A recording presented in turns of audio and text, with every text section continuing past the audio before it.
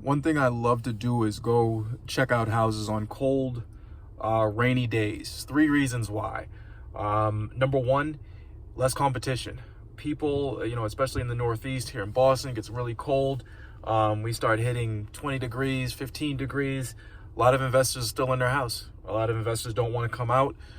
So when I'm able to get out to a property, owners able to let me in, there's less competition out there. It's just, like I said, getting out of bed when no one else wants to, you're going to succeed, right there. So that's the first reason I love cold, rainy days in Boston, going to see, homes.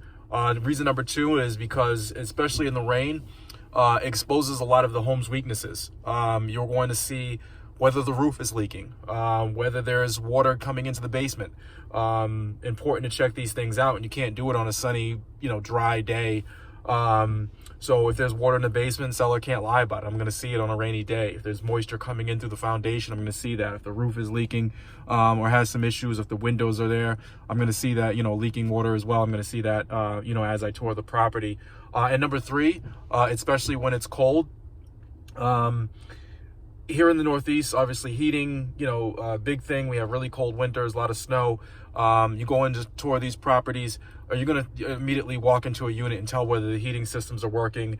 If you have really drafty windows and there's no insulation in the property, you're going to tell that as well. If you walk in and the tenant is there and the tenant's wrapped up in 9 blankets and you can see your breath in front of you, that's a clear indication either that the tenant is not paying their utilities, or there's issues with the building itself as well. But it sparks questions that I can now ask the seller as I'm walking through the property, or the agent, or as I'm walking through the property. I take these little notes: drafty windows, roof leaks.